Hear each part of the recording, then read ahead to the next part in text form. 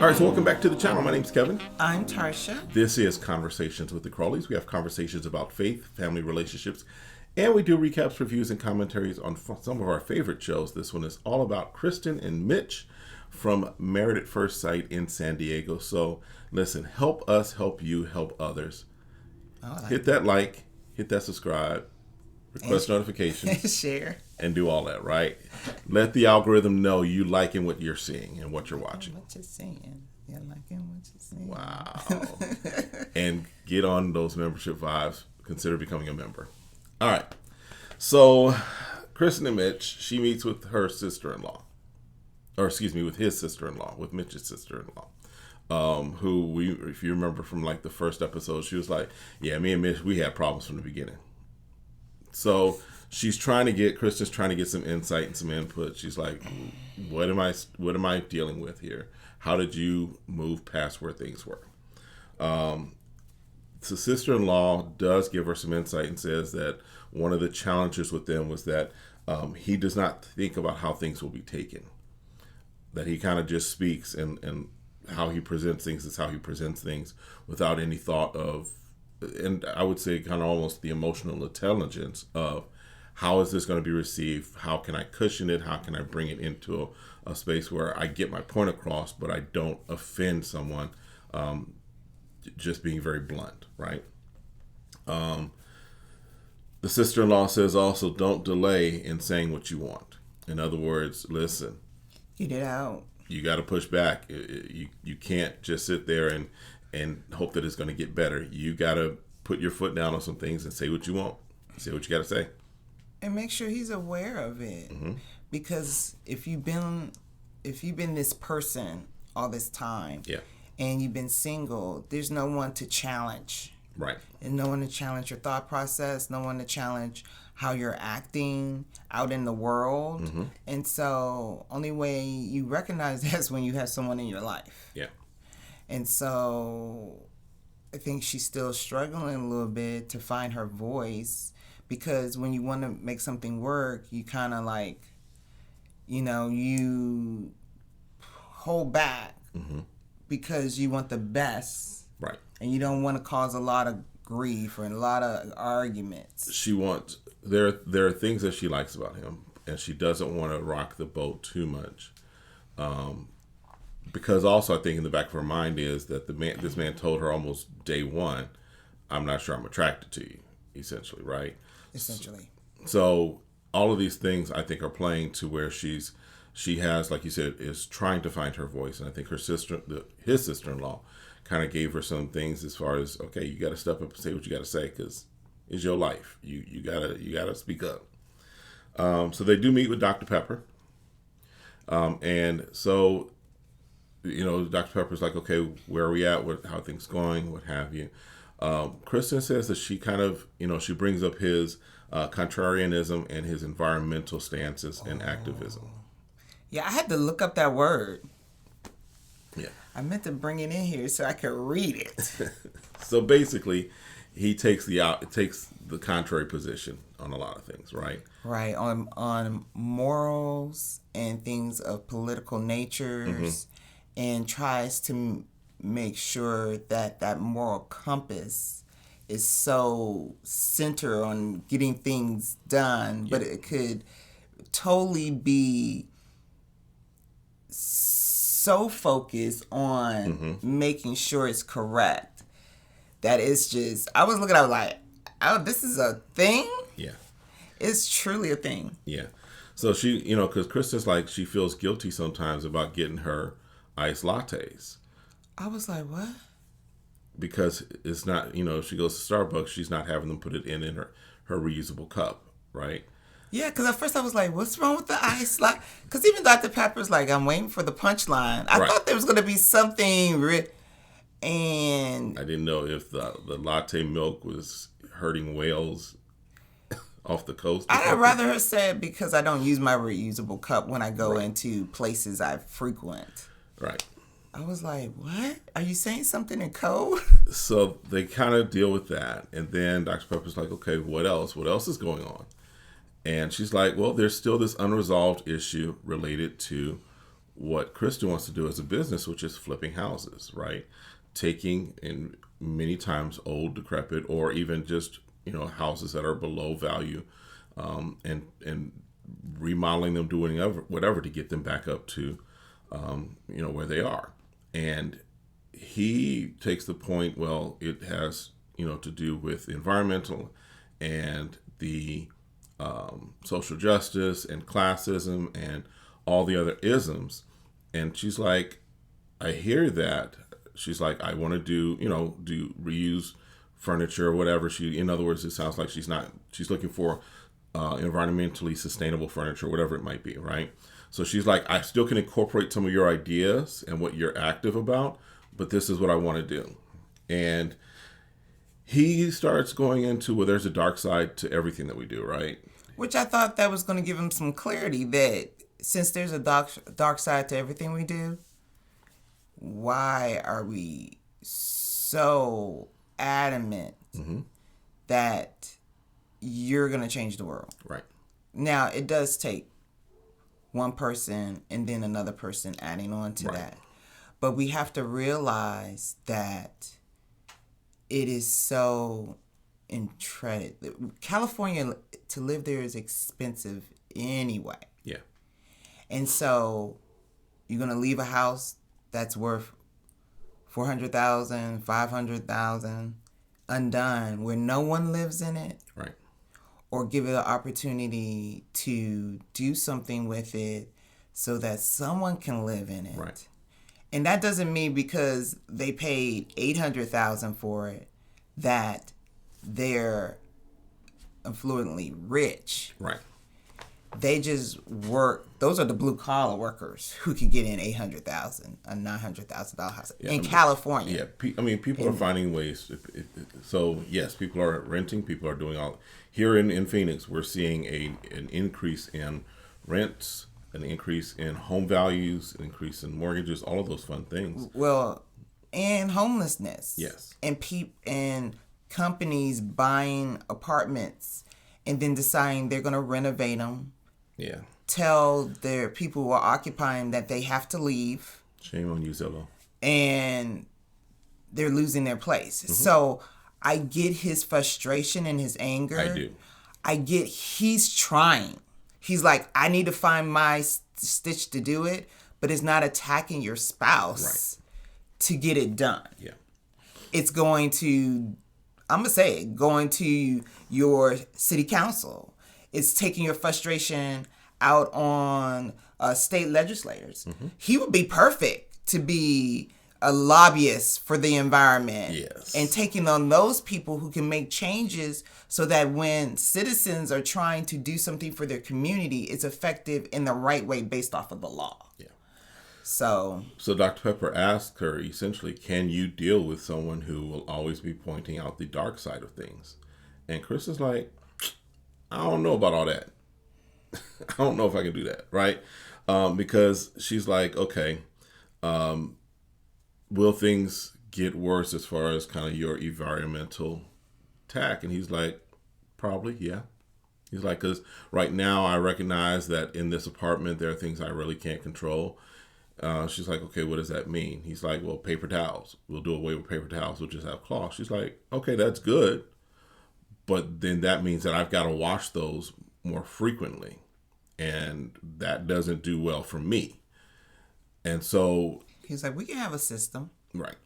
And again, those are things that we've had cloth napkins before, and we've tried to use that. You know, as we got kids and they got older, those things weren't working as well for us. So we had to go to napkins and paper towels and different things like that. So, but it's the way he tackles it to the point where it's almost like, I hate to say, almost like a nervous tick or like having some type of OCD, you know. And I'm thinking he's not recognizing the intensity of it. Yes. Because when you're so adamant and so fixated on those things, you tend to lose the person that you're with. It's one thing to have strong beliefs, right? It's another thing to force your beliefs, your convictions on everyone around you. And then get angry when they don't line up with your convictions and your beliefs, right? I say all the time, even just from a pastoral standpoint, you can't legislate morality, right? Likewise, you can't legislate someone else's convictions or beliefs as it relates to the environment or whatever it may be. Now, you have laws in place, of course, but I can't, with the things that are legal, I can't say you can't do that and get upset when you choose to do that, which is in your rights to do. Yeah, it's just like me saying, someone who's moving in here, I know, moving into the state, don't rent that apartment. You know, they had people in there that was on affordable housing, and they kicked them all out. But my friend needs a place to live, Right? and you're not letting them live with you long term. So what are they supposed to do? Right. They might end up in an apartment which they don't raise the rent 20 times more than what it should, but they came out of state not knowing what happened, and they can't change it because guess what? Someone else is going to get the place. Right. So I get it. Wow, that's beautiful. But at the same time, if that's your identity, and I think we talked about this in some of the past videos, check it out. That is it about helping others, or is it about how it makes you feel like you're doing something? Right. That what we talked about, I think it was in the last episode, about being the hero, and you're in this, hero mode that you're going to save the world. Yeah. But yet in turn, you could lose your marriage. Yep. So they do have a conversation also about, basically decision day and what that means. Because technically right now, sex is kind of at a standstill for them. They are not knocking boots. They are not having physical intimacy, right? And then I kind of see why, because while they're talking after Dr. Pepper's left, the way he's slurping the noodles. See, I wouldn't do. Now, this is where I'd be like, you're going to have to stop. You're a grown man, and you're not going to be slurping outside the house. And there's no need to. Like, just eat it. If it's not all the way in your mouth, you take your fork and put the rest of it in your mouth.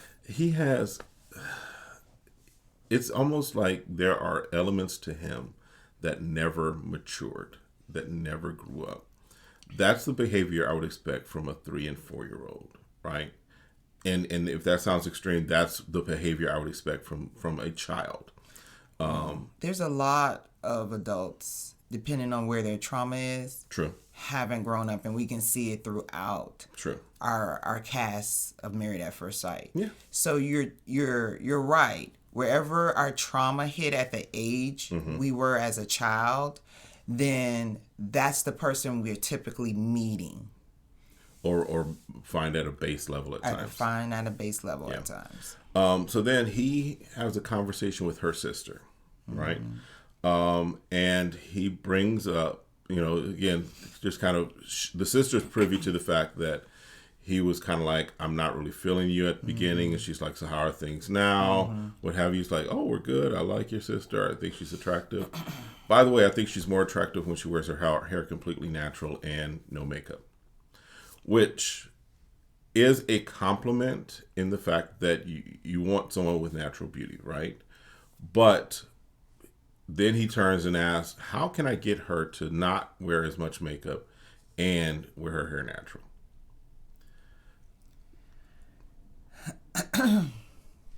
I don't know what to say, because it's like, I was like, I'm trying to understand. It's just, to me, I was confused, right? Because I know when we were first getting married, I asked you, because I didn't wear makeup. I was like, would you have a problem if I don't wear makeup? Because I normally don't. Right. Especially when we first got married. Very rarely did I wear anything. I put some chapstick on with my lips chapped. But other than that, Yeah. I didn't do anything else. Ashy and cracked lips, that don't work for me. Now that don't work. So I asked. Right. And you were like, no, I like who you are. If you want to put something on, that's fine. Mm-hmm. But that's not any criteria for me. Right. And so, again, I think I have to take into account how he's been the whole time. Is that he's fixing everything around him. Mm-hmm. Instead of determining that he should enjoy the person he's with for who they are. Right. Now, could she change and wear less because, well, shoot, maybe being natural should be my thing on their own. Right. Because I have changed. I do wear more makeup now than I did 20, 25 years ago. Yep. So it could change, but you never took away my ability to decide how I wanted to present myself. Exactly.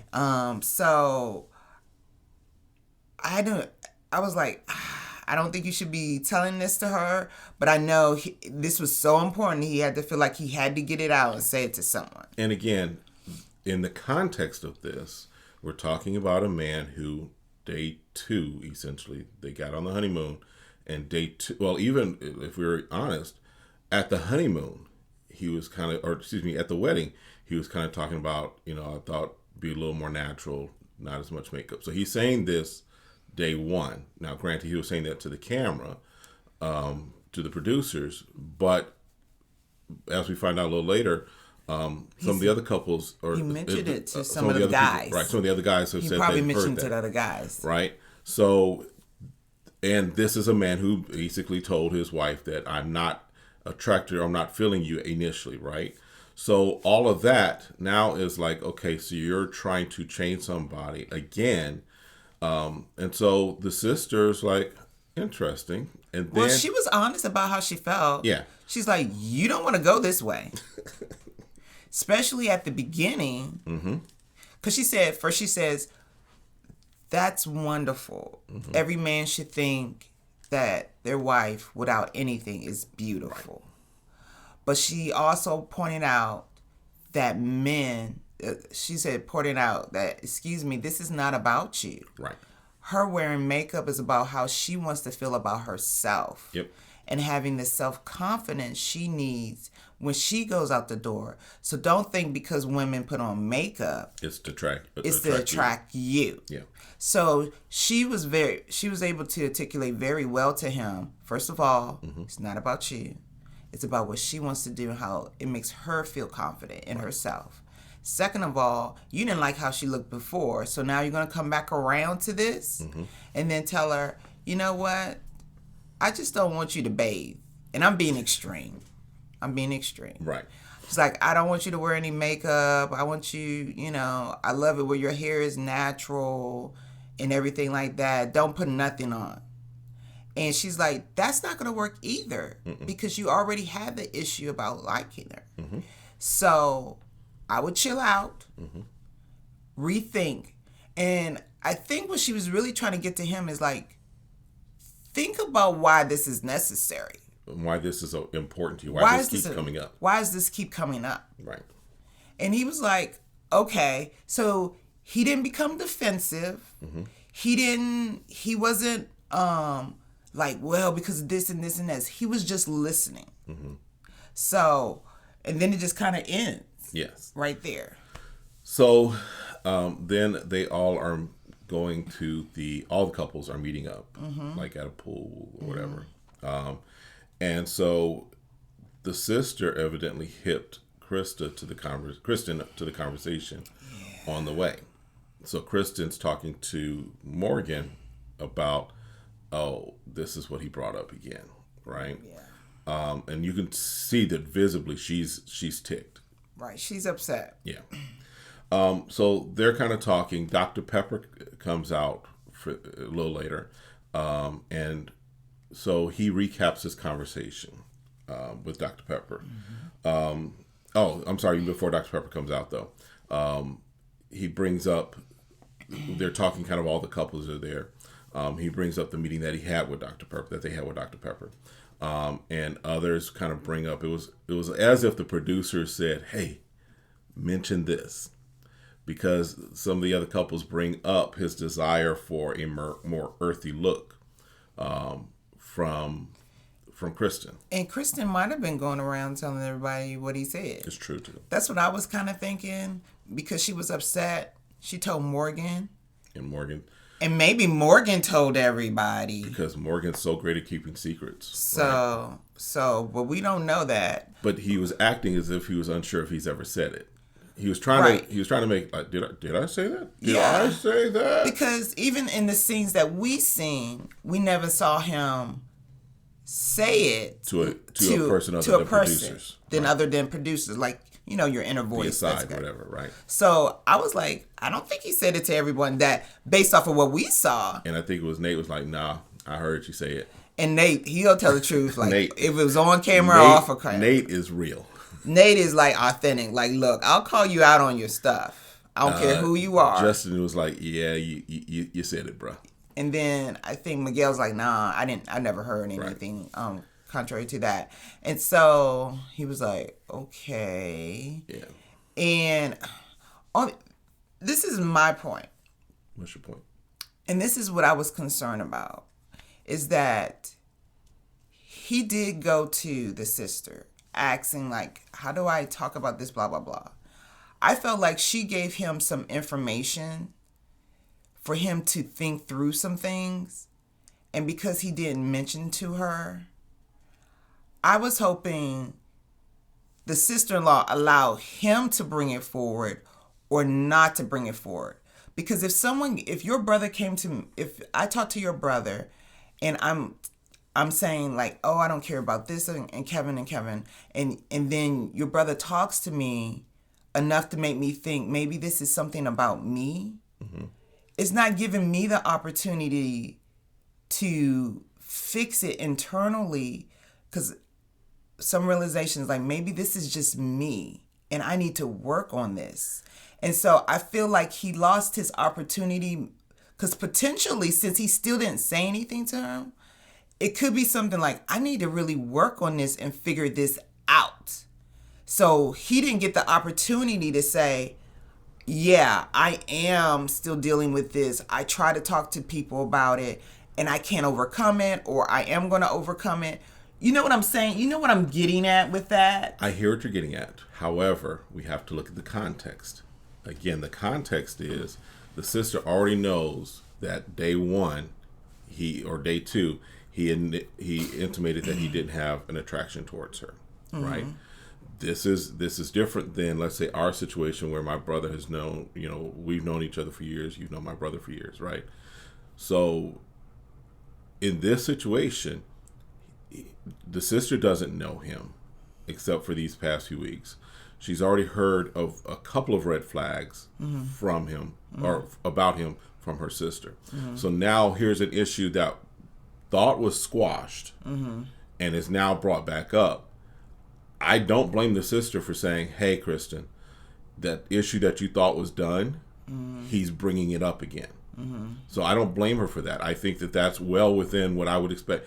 If this were roles were reversed, my brother, I would well expect my brother to be like, okay, that issue that you thought was that Tarsha had, squared away, she's bringing it up again. I would fully expect for my relative or my person, whoever, my friend, whatever it may be, to bring up something that was thought to be an issue or was an issue that was thought to be squashed that is coming back up, especially in a matter of less than 5 weeks. So then Dr. Pepper does come out with Devon Franklin and Pastor Cal, and they're kind of like, hey, we've been listening to you.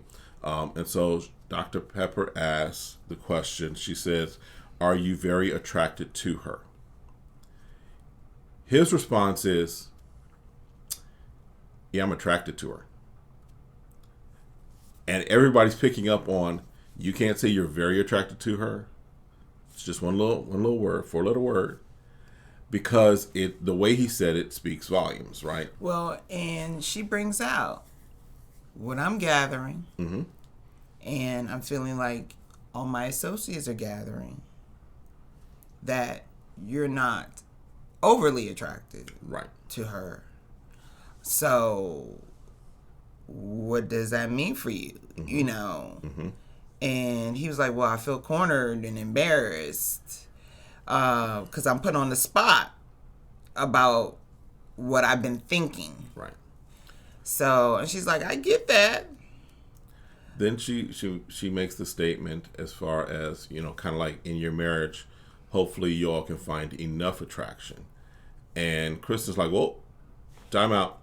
Flag on the play. We're not playing that game. She's like, I don't feel like I should have to deal with someone who just finds me attractive enough. She's like, I want someone that when I walk into the room, they're in awe of me. They find me attractive without having to be prompt.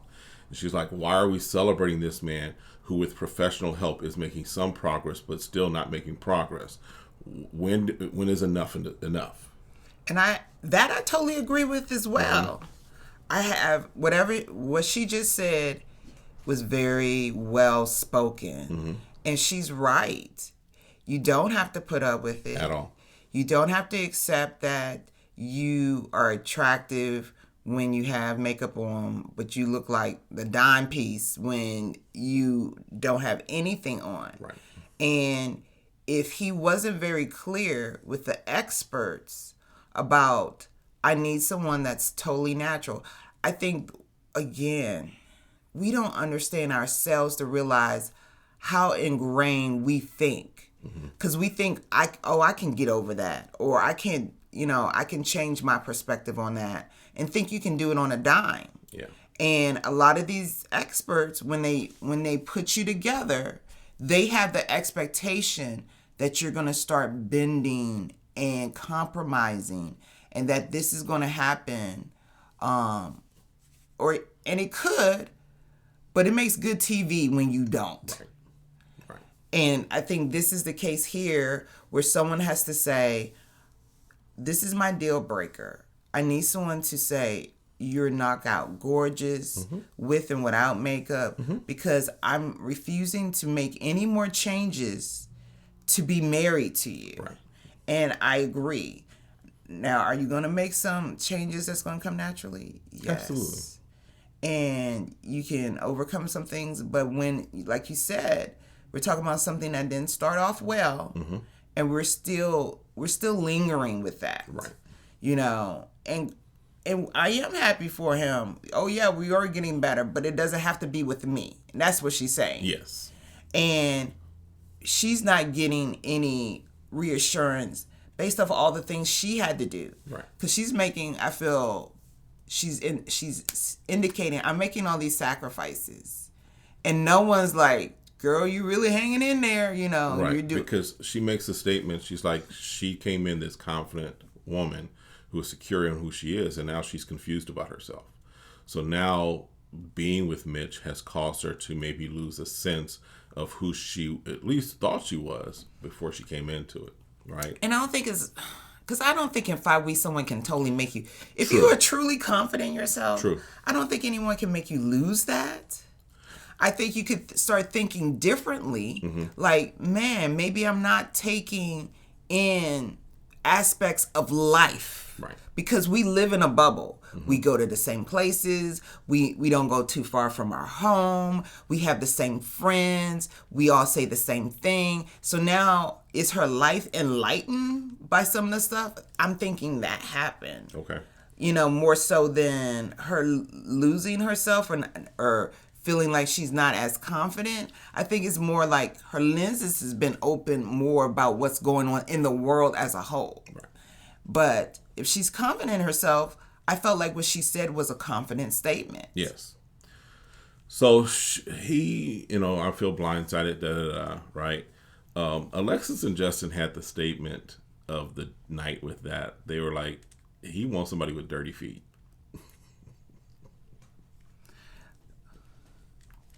And that's what it sounds like. He wants something. He wants a hippie. Not but he wants somebody that is right, very earthy, very right, because you have to know where hippie comes from, right, and what people were standing for, and they were coming against the things that were occurring in our state. There was wars that we shouldn't have been a part of that we're still paying for. Yeah. there's racism that was going on. Guess what? That's still going on today. Yeah. So even though he wants to still continue to fight all the things that are in our society as Americans, he's not realizing that he's going to have to be very specific on what he wants. True. And this I hate to say test environment made him realize that these things are very entrenched in him, and he's going to have to find someone very specific. Like he needs to go to a certain, dirty feet dating site. Like Dirty feet dating. Yes, he just needs to. Because we're trying to lighten this up a little bit because this is very heavy. Yeah. But it's like he needs to find a very specific Facebook group. Lowered expectations. Okay? He just needs to find that specific person for him. And that he's not self-aware how entrenched he is. He's a very, very small minority of people. Yeah, his dating pool's not that great. As far as what This is not great. I would say he has a small dating pool. Right, I'm saying not that great. I'm not saying not that great as far as quality. I'm saying as far as quantity. Right. That's what I'm saying. Right, Sorry. right. Just as far as what I expect, but teach their own. And I don't have all the things he's saying, I don't have a problem with because they're true. Those are things that needs to be worked on. But at the same time, he can't expect somebody that he barely knows, that has a different perspective.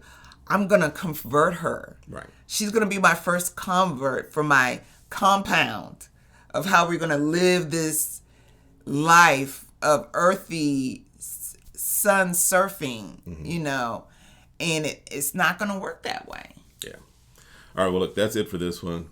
We kept y'all around long enough. We'll see y'all next time. Have a great one. Be blessed.